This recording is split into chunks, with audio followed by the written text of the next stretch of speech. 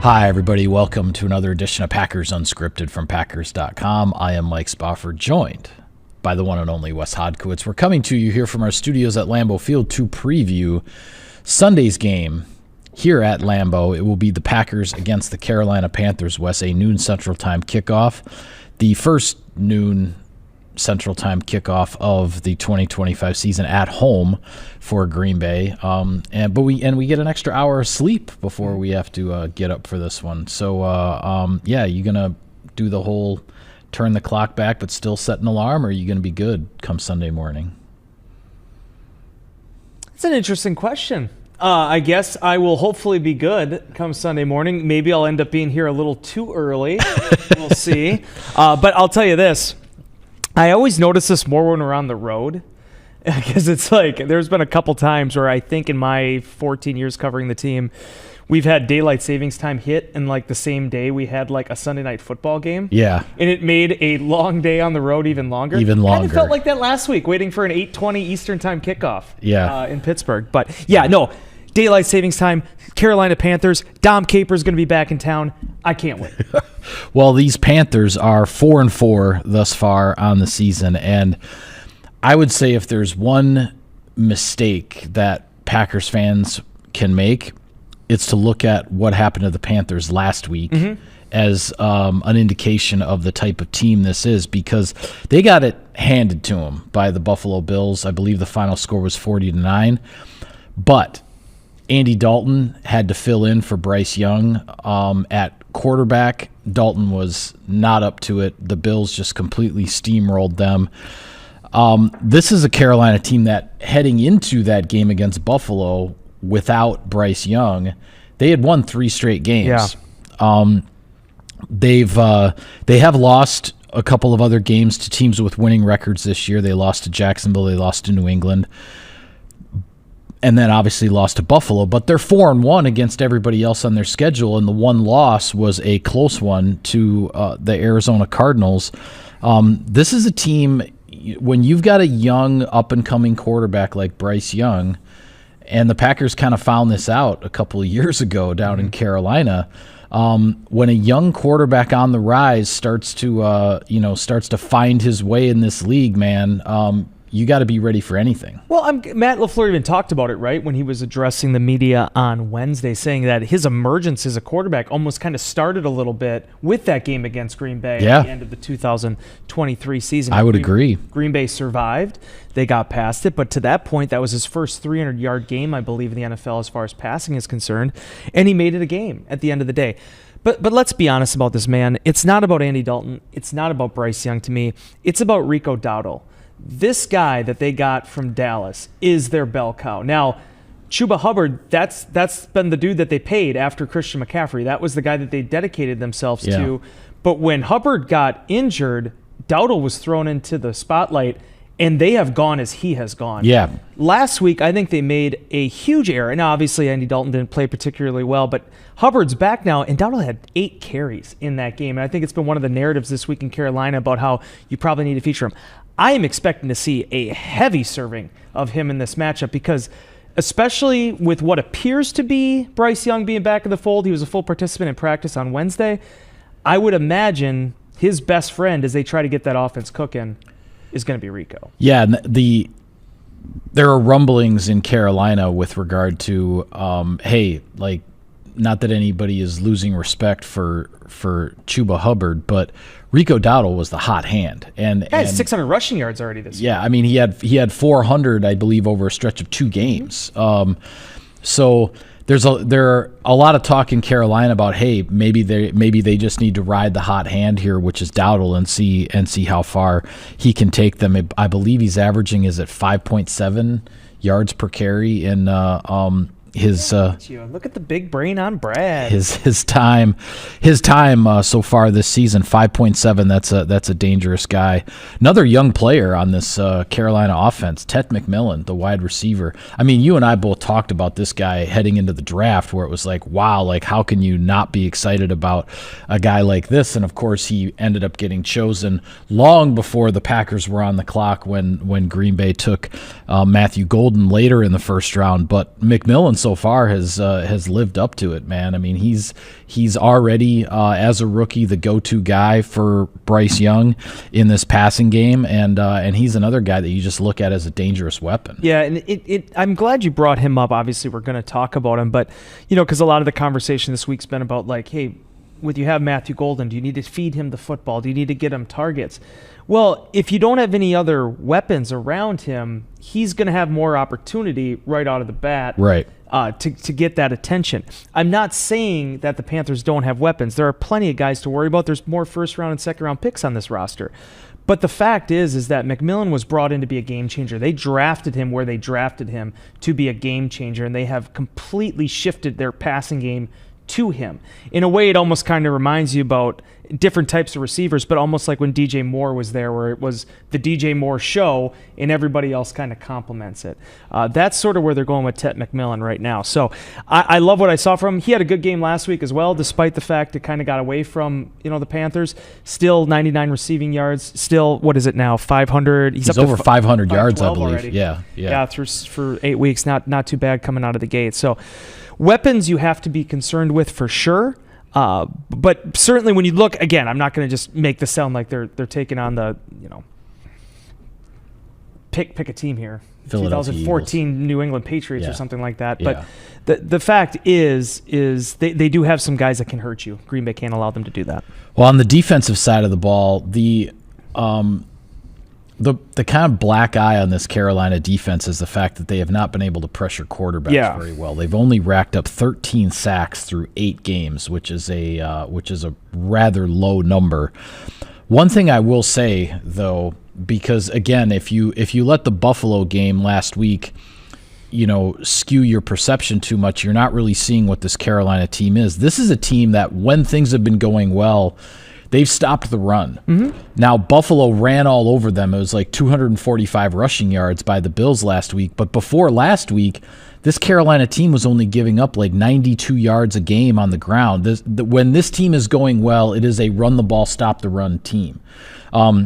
That completely got away from them last week against the Buffalo Bills. But they've made it tough for the most part for teams to be able to run the ball, but their issue defensively is that they're just not able to speed up the quarterback clocks and to create the kind of pressure that disrupts passing offenses, and that's why you've seen some big point totals by opponents so far this year. So, out of respect and in honor of Dom Capers, I'm going to start with the positives here. Dom, who's a senior assistant for the Panthers, one of his disciples, Ejiro Evero, who is actually a quality control coach here in Green Bay during my first season with Packers.com. Yeah, EJ got his basically got his coaching start in the NFL here in Green Bay. It's where he broke in. And I feel personally that he's one of the guys I respect most in this league. I feel like he has absolutely maximized this Carolina Panthers defense with what they are right now, because it is sort of a transitionary year for what they're looking to build. They have pieces there, but they're not quite to where they want them to be yet, right? They're 11th in total defense, which I think is a tip in a feather in his cap for what they've achieved on that side of things. As you said, when it comes to pressuring the quarterback, it's been a slog. They're 26th in pressure rate right now. Yeah. Their leading sack artist, if you want to call him that, pass rusher, whatever you want to say, Derek Brown, only has 3 on the season. Their second guy is A'Shawn Robinson, who I love. I've been a big A'Shawn Robinson fan since he came out in 2016. Yeah, came out of Alabama. I drafted him over Kenny Clark that year. But the fact of the matter is he is more your traditional nose tackle, stuff the run, and he's getting home a little bit, but kind of like a few weeks ago with TJ Slayton being second in quarterback hits for the Bengals, you don't necessarily want A'Shawn Robinson to be one of your leading sack guys. So it just shows you the kind of where the Panthers are at right now. They're opportunistic. They're savvy. They can make games competitive, and they've even shown offensively, too. They can blow a team out like they did against Atlanta. But there are a lot of warts there that I think Green Bay is going to have to try to expose. Yeah. All right. Well, let's just go right into keys to victory here, because there are a couple other topics I want to get to before we make this show too long. We got to talk about penalties. Yes, we do. For our producer, Hannah, we don't want to go too long today. But keys to victory here for Green Bay. I'll let you start. What's at the top of your list? Well, you can't have Bryce Young throwing for 300 passing yards again. I mean, when you go back and think about that game, right? The fact of the matter is that the Packers in that matchup, all right, They got off to a really good start. Bryce Young could not do anything in that game against Carolina. Now, mind you, it's a different defensive coordinator, a lot of different defenders. The script has completely changed now from that time to where the Packers were trending at the end of the 23 season to where they're at right now. All that being said, for the Packers, I feel like being able to stymie his momentum and slow down Dowdle, and Hubbard too when he's in there, is going to be paramount in this one. If Carolina struggles to get the run going, that's when everything else around them kind of crumbles. And Mike, let's just be honest. You said a lot of really nice things about the Panthers in the get-go, and they've lost some competitive games. But really quickly, let's just look at their wins on the season, all right? 30-0 over the Falcons, 27-24 over the Dolphins, 30-27 over the Cowboys, and 13-6 over the Jets. That's not a great win total amongst those four teams that they played in terms of the strength of victory. You have to respect them. You have to understand where they're coming from.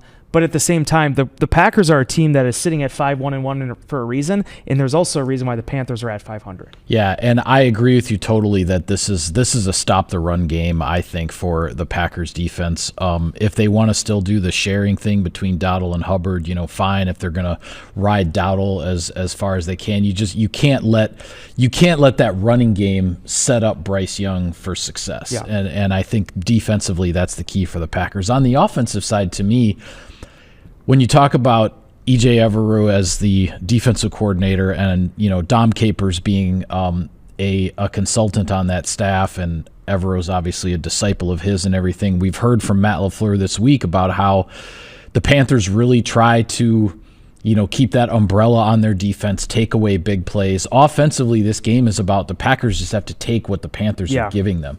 If the Panthers are just going to give up the 6 and 7 yard stop routes, the hitch routes, whatever you want to call them, then just take them and move the chains. Obviously, stay balanced with the running game and whatnot, and we've seen that the Packers can certainly create a job share a little bit with Josh Jacobs and Emmanuel Wilson with the running game, the way that's going.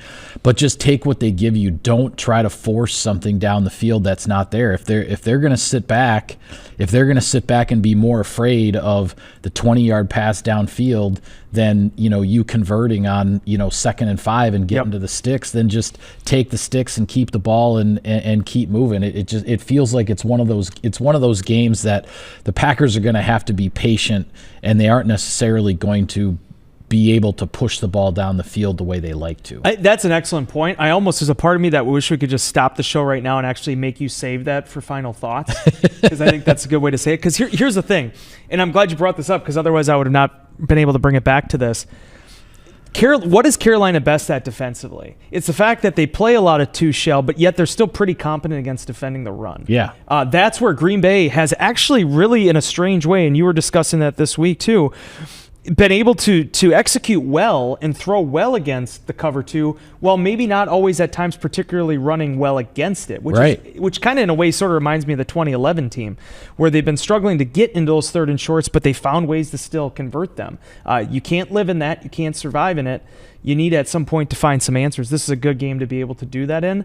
And I want to bring this up too, because I don't know if we're going to get another chance to discuss it. When you mentioned Emmanuel Wilson, and certainly I'm working on a story about this right now, Wilson getting snaps right now, I think, is not as much of storyline as it is with Josh Jacobs, as it is with the fact that it doesn't sound like the Packers are getting Marshawn Lloyd back anytime soon. Yeah. So having Wilson kind of hitting his stride again here mid-season, I think is going to be very critical for this team, in addition to the fact that if you can take some snaps off of Josh Jacobs, allow him to heal up, allow his body not to take as many hits as he also is dealing with that calf injury, that's not necessarily a bad thing either. Yeah, no, I hear you. I think this will be an interesting game just in terms of how the Packers go about it offensively, with kind of where they are, and Christian Watson, second game back, and Matthew Golden, how's he going to be he dealt with the hip injury, late last week, and now how is he going to be moving forward? So, who runs better wins? I think it probably, when you talk about key to victory, that's probably it. Yeah, it does feel like a run the ball, stop the run kind of game. I want to get to some other topics, but so that I don't forget to pay some bills around here, I need money. Let's hear a word from our sponsors. SiriusXM NFL Radio delivers hard-hitting analysis and up-to-the-minute NFL news that true football fanatics need 24/7, 365. At Cousin Subs, we have something for everyone, like our Wisconsin cheese curds, mac and cheese, golden fries, and creamy shakes, all paired with your favorite sub or sub in a bowl. Cousin Subs, 50 plus years of better. Pit Boss Grills, the official grill of Packers tailgating at Lambeau or at your house. Take your game day to the next level with a Pit Boss wood pellet grill. Pit Boss Grills available at Menards. Hey Packers fans, we always knew Lambeau Field was a wonder, but now it's official. Learn more about all the wonders of Wisconsin at travelwisconsin.com/wonders. Welcome back to Packers Unscripted. All right, Wes, I said on our last show that we were going to get to some officiating issues on this show and revisit some things. I'm going to do it this way. I have a little bit of a soliloquy, a monologue I need to go on here about a particular issue. Okay. No, that's okay. But then what I'm going to do is then I'm going to turn it over to you, and whether you want to comment on my issue or not, but then you get the floor to talk about an officiating issue of Sounds your fun. Choice. Okay, so you can think about the direction you want to take this while I talk about mine. Because I want to go back to the Arizona game and the hip drop tackle that was flagged on Micah Parsons. Because now I glanced at one replay in the press box after the play was over. And when I saw the replay, I thought, oh, yeah, I can see why they flagged it. You and I discussed it on the show the following week. You had a lot more questions about whether it should have been flagged as a hip drop tackle, and I kind of thought it was an okay call. Well, as it turns out, Micah Parsons was not fined for that hip drop tackle.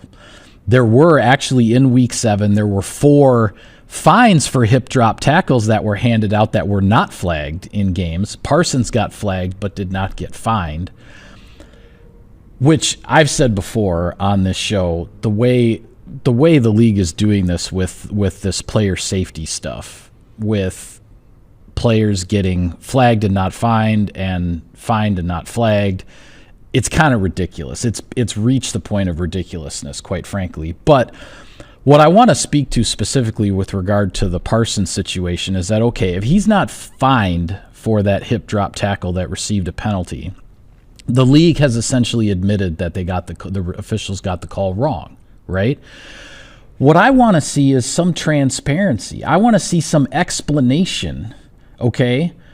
Why wasn't he fined for it? Why was it not a finable offense for a hip drop tackle and shouldn't have been flagged? Because you had brought up the point when we were discussing it of like, well, was Jacoby Brissett like in the pocket, and should it not have been that? And maybe that's what it was. Mm-hmm. Maybe it was something about the way Parsons went about it when they looked at it on video, that it didn't meet all the criteria for him to get fined. I want to know why. Like, just have some transparency here and explain why he didn't get fined for it and why the officials on the field were wrong to flag it. Because not only is that going to help the players and help the coaches, and it's going to help the fans, it's going to help everybody understand a little bit better what's going on out there. And instead, all we know is that he got flagged for it. It took away what would have been a 4th sack in the game, because it was at or behind the line of scrimmage. And it gave, I believe that play was going to create a 3rd down, a potentially 3rd and long for the Cardinals, but then with the 15 yards, they get the automatic 1st down on the personal foul and all that. I just really don't like the way the NFL is going about this, not only with adjudicating things with the fines, and then if they get the calls wrong on the field, like, okay, so be it. It was 15 yards and a big play and a big call at the time, but everybody just has to live with it.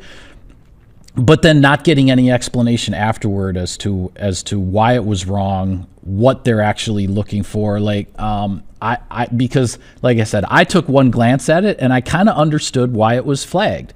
So I want to know, okay, why wasn't it actually a hip drop tackle? And okay, I think I'm done now. No, it's so I'm gonna turn it over to you. But that's the kind of thing right now with the officiating in the NFL, and I acknowledge it's a tough job.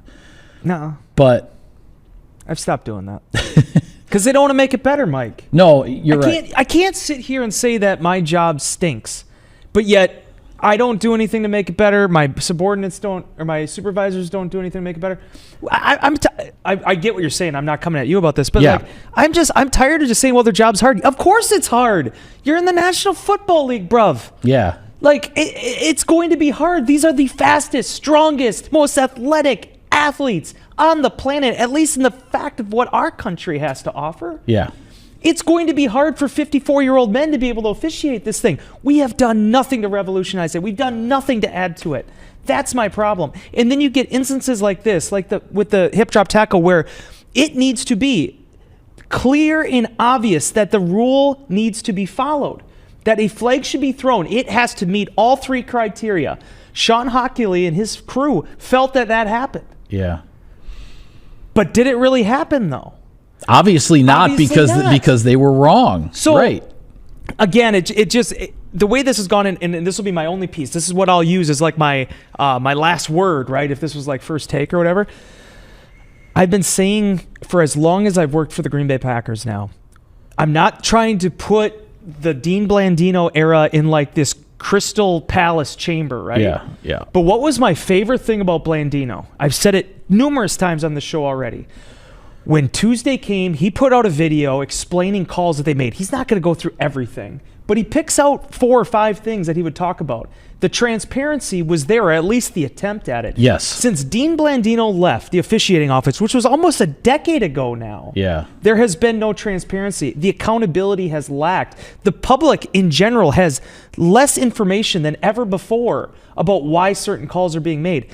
And to your point, this does have nothing to do with wins or losses. Nothing to do with wins or losses. That's a byproduct. It has to do with the fact that Micah Parsons was robbed of his first 4-sack game. Yeah. There's money involved in that. There's bonuses involved with that. This happened with Clay Matthews, and I got so upset and agitated with it going back to the 2018 season. That took away Jair Alexander's first career interception because of a crappy call. Yeah, yeah. Well, and again, and I won't get back up on my soapbox again, but the hip drop tackle thing with Parsons is to me, it's reached the point where that is sort of the epitome of what I have been saying for years, which is that just you want to put all these safety rules in to protect the players and all that. I get it. I am all for player safety. I understand it. But then make all the safety calls reviewable so that whether it's the flags or no flags and whatever in the course of a game, that they get it right. The fact that you're putting in all these safety rules, but then you're not actually putting in assurances that these calls are going to be correct, and then you're just adjudicating with the fines and everything after the fact and taking money out of guys' paychecks or not, even if they got flagged during the game. Like that's to me, that's where it's reached the point of ridiculousness and absurdity. Just make the safety calls reviewable, make sure you get them right on the field, and I think everybody can live with the results. You ready for me to give you my dystopian view on this? Yes. I still have no confidence that they're going to get it right, even if they make it reviewable. And I've lost so much confidence in New York at this point. I'm with you on it. I think you're right in terms of but I think back to offensive PI, I think of all the other things. New York stands up for the officials, but unfortunately, a lot of times it comes at the detriment of the game itself. Yeah, there's definitely. I don't mean to take steam out of your boat because you're 100% right. But I wish I had confidence in this point for New York to get these calls right upon review. I don't. I guess for me, I think while it would not be a perfect system and eliminate all errors, it would be the league actually making a greater effort to get the calls right. And you have to stand behind it. And there would be more calls that would be correct than incorrect if you give that opportunity for these safety rules. Whether you're talking, and now I know they've gone to they're allowing the replay assist for roughing the passer stuff and for some of the, but there are a lot of safety rules, the hip drop tackle being one of them, that is absolutely not subject to review whatsoever. And that was a huge play in the game in Arizona. It was a huge play for Micah Parsons, as we've talked about with his statistics and numbers and all that. And hats off to him. He still won NFC Defensive Player of the Month, even though he got a sack taken away. Do you think, last stop. Yeah. Do you think if it's reviewable, New York changes that call in the game? That's a great question. You know what I think? I think New York stands by that call, and I think on Tuesday money comes out of Micah Parsons' wallet. Maybe you may be right. I think he probably got saved by money by that not being a reviewable call. Should it have been? Yes. Should it have been overturned? Yes. Was it in the spirit of the rule? As I said from the very beginning, it is not. The spirit of the rule is when good Aaron Rodgers running towards the sideline, right? Micah Parsons is in pursuit. In that instance, you need to protect Aaron Rodgers because he doesn't see what's coming. If Micah Parsons would have wrapped him up rather than Rodgers throwing it away, if he wraps him up and drops his hip, that's where Rodgers is in danger. Yeah. Climbing the pocket. Yeah, and maybe I misread the play a little bit because I sort of thought Brissett had gone into like scramble mode. You call it climbing the pocket, and so there's a little bit of nuance there, and I probably need to look at the play a few more times myself just to see. But I was giving fans and you like what my instant reaction was to seeing like one replay of it. I understood why they threw. I understood why they threw the flag, and now I'm just really annoyed that I don't understand why he wasn't fined.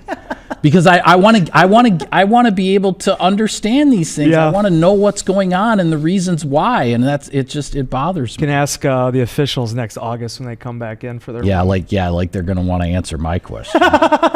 Jeez. All right. Well, before we go, let's take a look around the league in Week 9. As far as NFC North is concerned, interesting matchup, of course. Minnesota is at Detroit. Yeah. That will be going on at the same time, the noon Central Time window, as the Packers and the Panthers. It is the return of J.J. McCarthy to the quarterback position for the Vikings, who have now dropped below 500 at 3-4. The Lions are 5-2 coming off of their bye week. Yeah. Do you give the Vikings much of a chance with McCarthy coming back off the long layoff here, or do you think the Lions just take care of business? Well, I think the Lions take care of business, but here's the beautiful thing about the NFL. Vikings could end up winning this game 38-12 at this point. I mean, like the way that this league has been going this year and the strange things that have happened, nothing would surprise me anymore. That said, this is a really tough draw for J.J. McCarthy coming out of the blocks. He's getting a Detroit team coming off of a bye that's also kind of rectified itself defensively. They're now in the top 10 in defense. They're giving up a little bit in the passing game, but it's going to be a real challenge, especially if they can't get the run game going. I think when you look at when Carson Wentz was successful before the season-ending injury, it was when Jordan Mason was getting going a little bit. It was when obviously they're getting the ball into Justin Jefferson's hands. If McCarthy doesn't have Mason and Aaron Jones running the ball effectively against a really tough run defense, right, he's going to have his work cut out for him. This is not trending in the right direction for the Vikings, but never say never. But trying to beat them in that place, it's going to be very difficult. And Aiden Hutchinson just got his money, so I got a feeling like a 3 or 4 sack game for Hutchinson is coming here. I know McCarthy, if he's healthy, he's plenty mobile. Maybe he can get away from him, but man, oh man, like I wouldn't want to be in Aiden Hutchinson's crosshairs right now after he just signed that big deal. This is the season right now for Minnesota, honestly, because if you look at the way their schedule lines up, now I was thinking about this before we walked in. It's Lions, Ravens who now are playing the Dolphins. I mean, this could line up for Baltimore to get on a run. Lamar Jackson's supposedly back tonight, and then they're going to have kind of the extra the mini bye, as they say, before they then play the Vikings. Before they play the Vikings, and then you got a gritty Bears team, Packers, Seahawks. I mean, it's a tough slog here coming up for Minnesota. I think this result here, after 2 tough losses against good teams, I think it's going to dictate a lot of where their season heads. Well, the other one in the NFC North, Chicago is at Cincinnati, and the big story, of course, here is whether or not Joe Flacco is going to be able to play. He's dealing with an AC joint sprain in his throwing shoulder. And the Bears will be at Cincinnati. 2nd week in a row, Chicago is on the road against an AFC North team. They got the backup quarterback in Baltimore last week, but that didn't help them as Tyler Huntley took care of Chicago. So we'll see if it's Flacco or Jake Browning. But Chicago trying to stay above 500. If they were to lose, they would drop to 4-4, and they'd be back to even after that 4-game winning streak. Game of the week, though, we'll be working on all of our post-game coverage of Packers-Panthers while the Kansas City Chiefs are at the Buffalo Bills in the late afternoon time slot. Buffalo looks like, They hit a couple bumps in the road. They seem to be getting themselves back on track. Kansas City had some bumps in the road early. They look like they've gotten rolling now. This is a big one in the AFC. Yeah, and these are the type of franchises and teams that you just expect. However the start of the race goes, by the time you get to that final mile marker, they're going to be back in it. Yep. One thing I was pretty young in the 90s, Mike, so you obviously remember those games and those matchups more than I do, but to have this many battles between the Patrick Mahomes, Kansas City Chiefs, the Josh Allen, Buffalo Bills, the Lamar Jackson, Baltimore Ravens, it's like to have franchise quarterbacks, the very best quarterbacks, all entrenched in the same conference, in some cases the same division, it's wild to watch those matchups play out. Yeah. And this matchup itself, both at 5-2. I mean, you look, or 5-3, excuse me, in Kansas City's point of view. You look at where things were headed for them in that first month and how everybody was kind of already wishing doom upon the Chiefs. Well, now Rashee Rice is back, which we knew was going to happen. They've started to build up some steam again. Mike Pennell just signed with the Chiefs for the 13th time, so he's back in that defense. I love you, Mike. I'm sorry, I didn't mean it like that. But the fact is the Chiefs have a process that works for them, and going into Buffalo, I mean, every time they play the Bills, that's a gritty matchup. That's a fan base that is starving for any victory that they can get against Kansas City. I expect it to be a good one. Yeah, it should be a good one, and it may just be a preview of yet another January meeting between those two squads, because they've met in the playoffs a lot. One more just to throw it your way. It's the primetime game on Sunday night. Seattle is at Washington, and I bring it up. I know Washington has kind of been struggling here and there, but sounds like Jaden Daniels potentially is going to be back at quarterback for them. Seattle flying across the country all the way coast to coast to play a night game prime time in somebody else's house. I think this one could be pretty interesting, I guess, put it that way. Sam Darnold is off to he's putting together another really, really good season, and this will be an interesting one with as we kind of talked about the Vikings, that kind of their season's kind of maybe hanging on this Lions game a little bit. It kind of feels that way for Washington too, with the struggles that they've had. They need to get Jaden Daniels back. They need to start beating some good teams and get going to get back to where they were a year ago. And if they can't win this one, it becomes a really big uphill climb for the Commanders. They just got to win games at this point, especially with there's so much parity. All 7 teams, right now that are currently in the playoffs in the NFC have 5 or more wins. They're sitting at 3-5 still. Yeah. This is a team again that was in the NFC Championship game last year, and is an older team. This is not a young team outside of its quarterback. I mean, they were built to try to make a run at the Super Bowl this season. Right. At the same time, the Sam Darnold era is just so interesting, both in Minnesota and also in Seattle this year. It's like his teams just fly under the radar. He does all this stuff. You look at his stat sheet afterwards, it's super impressive. Nobody talks about him. They just keep winning. And that's what the Seattle Seahawks have been this year. Now, the Seahawks, there's pressure on them, too, to take another step, because last year they were, a 10-win team, but they didn't make the playoffs.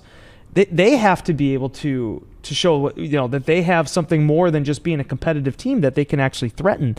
But I think if you're sitting here in Week 9 and you're looking at how the offseason played out, the fact that Minnesota allowed Sam Darnold to creep into unrestricted free agency, he leaves and signs a very, very friendly contract for a starting franchise quarterback in this league with Seattle. That was a gift for the Seahawks. And meanwhile, the Vikings are trying to find the rudder here to keep their ship afloat. Yeah, it's I'm curious how some of these games are going to turn out. But as far as Packers fans are concerned, if you're cheering against the Bears, cheering against Seattle, those teams are on the road. So maybe Packers got some good results across the league last week.